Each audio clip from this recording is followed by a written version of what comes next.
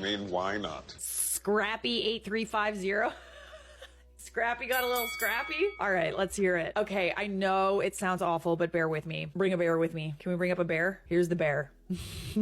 I was there, and I still can't believe this day even happened. For context, this happened April 21st, 2012. I, 33 female at the time, was living in Florida, and a friend of mine was going to a wedding right across the Florida line, and he invited me to tag along, especially since it was a long drive. I like going to weddings and road trips, so I said, heck yeah, let's roll. After a 6-hour drive, we roll up to this cute little house on a few acres of land in the rural South the day before the wedding. I meet the bride and groom, a lovely couple in their early 20s, and I see this as a family affair with everyone working at setting up things. So I roll up my sleeves and I start helping. About 15 minutes in, I realize that the wedding and reception is going to happen in the backyard, and that just about everyone doing the work was varying degrees of inebriated, and they were out of alcohol. Uh-oh. I mean, to be fair, I probably would need a few beers in order to like do work outside to make it more enjoyable. A few people wanted to drive to get more. Well, this trip was so last minute, I didn't have time to shop for a wedding gift, and being sober, I volunteered to drive to the liquor store and get supplies. Look at you rolling up your sleeves, helping the alcoholics get more alcohol. Love it.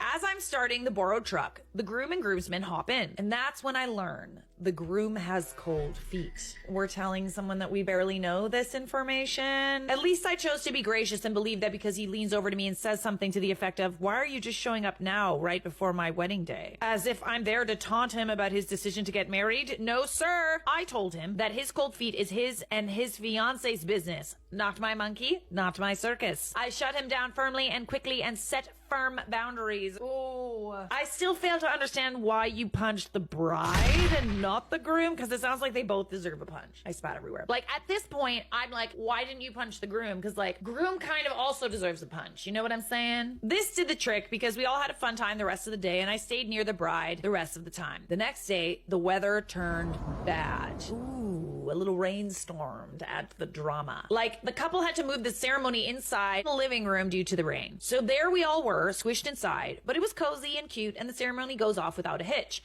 And that's the last thing that goes right. Oh dear, oh dear, oh dear, oh dear. Like, at this point, I'm like, what happened to make you need to punch the bride? For your sake, I hope she deserved it. Earlier that morning, we set up the food table under a fancy tent rental with pretty decorations, filled with hors d'oeuvres, flower arrangements, etc. The whole 9 yards. We figured even if it was raining, we would dry because the tent had walls with built-in plastic windows. I'm familiar with those tents. As we are about to exit the house and start the feast, the storm arrived. I like how it's in all caps. The tent stakes began to come loose, and so a few of us went out to try and hold the tent down while the guys secured the stakes.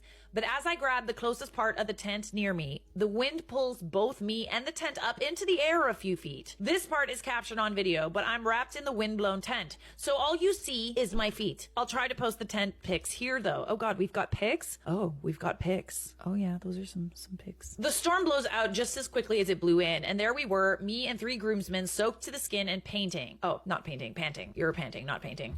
I'm like, oh, painting, that's fun. The food is gone, there's debris everywhere, the chairs and tables are overturned, the reception is effectively ruined. And now to the title story. The wedding party starts drinking. Remember, I bought alcohol the day before, and at the time, I was working as a bartender. I had put my skills to work for the newly married couple and made Jell-O shots, mixed drinks, etc., and was keeping the party going. Wow, you did all of this for someone that you don't even know? Impressive. So far, I like you. Well, the inevitable happened, and as the sun disappeared, so did the alcohol. Everyone was having a good time, and the bride didn't want the fun to stop, so she decided we should all go to a club, aka backwoods bar, and keep the party going. So we load up in cars, hopefully no one drank and drove, to the club, and we're there maybe for an hour before the maid of honor starts to round us up and says we have to go. The bride is getting kicked out. I have no idea why or what happened, so I follow the maid of honor. We get in the car, the best man is driving, the groom is in the front passenger seat, the bride is sitting in the back driver's side, I'm in the middle, and my friend is next to me in the back passenger side. The bride is angry, raging. She wants to unalive the groom, and no one is going to stop her. Oh god, what do you do? Oh god. If he was already hitting on you, I feel like he did something. No way. She's screaming about how she's sorry she married him. She made the biggest mistake of her life. She's going to rip up the marriage certificate instead of mailing it in. She has a technicolor tantrum, the likes of which I've never seen before. She goes for the groom from her seat in the back behind the driver and climbs over me to attack her new husband, and in the process elbows the driver in the temple and causes him to jerk the steering wheel. Oh dear Lord. Not while we're driving, bestie. Not while we're driving. The car swerves and we almost leave the road. Mind you, I'm not at all sober and I got mad and tell her to stop before something bad happens. She calms down for about 3 seconds before she goes for the groom again. So I've had enough at this point. I don't want to be unalived. So I punch her in the mouth. God. Oh my God. This is when I learned that people don't go to sleep when you hit them in the face. Like in the movies. I'm dead. No, they don't. Go to sleep, go to sleep. I feel like there could be a technique there, but I feel like you also need to have like a black belt in order to be able to know how to do that. I didn't want the car to crash, and my fear also made me react irrationally. This makes her even more infuriated, and we end up in a mini wrestling match in the back seat until I managed to get her into a headlock. I'm able to keep this little mini tornado of a woman from crashing the car until we get back to the house. The moment the car stops, she exits and runs to the front of the car with blood dripping from her lip to unalive the groom again, and my friend throws her over his shoulder, walks over to the kiddie pool and throws her in. Oh, I bet she loved that, eh? It's a good way to cool somebody off or make her even angrier, TBH. This finally has the desired effect and she snaps out of her rage. Oh, cool. Yeah, I also feel better after I take a bath. Anybody else need to like be in water to like calm their rage, or is that just me? It's also like you get too drunk and like taking a nice little shower or bath skis, that helps a lot. I can see from the porch light that her lip is split and bleeding, and I feel terrible about the whole thing. I take her inside and get her showered and put her to bed and finally get the story from her. Ooh, oh God. Oh no. Oh no. She caught her new groom in a compromising situation at the bar with another woman on their wedding day. Oh God. And then you punched her. Oh dear Lord. That's gonna be a yikes for me, dog. I mean, this isn't an am I the a-hole, but we'll decide that at the end. The next day as we're packing up the car, I apologized for hitting her and she apologized for putting us in danger and we hugged it out. Oh, that's good. That's good. I'm glad you guys were able to like smooth things over. I also told her about the groom's choice words to me on the trip to the liquor store so she could make an informed and sober decision. I told her she had every right to kick his sorry ass to the curb. She's an influencer now, and from what I see, it looks like she's still married to him over 12 years later. Wow, that's surprising. Really? Really? I wonder who it is. She's even more beautiful now than she was back then, and he looks like a withered hillbilly.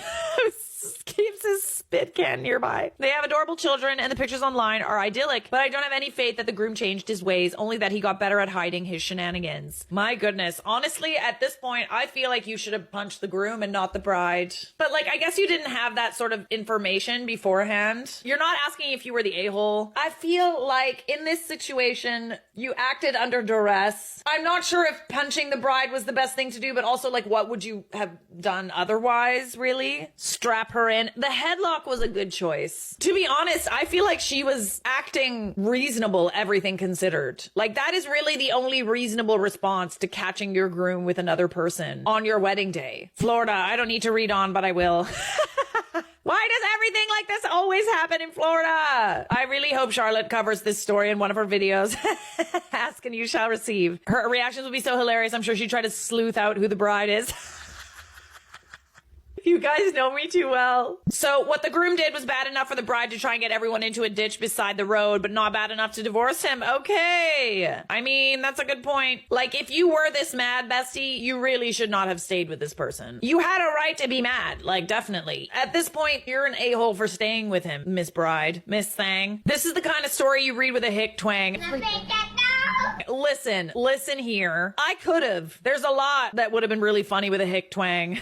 I punched the bride in the mouth on her wedding day. It's already funny. But hey, as I've said before, people with a southern accent tend to get kind of mad when I do that. So I'll spare everyone. I also don't really feel like it was written in a twang, so didn't feel like it was necessary. Well, that was a wild ride. Thank you so much for sharing, Scrappy8350. That was great.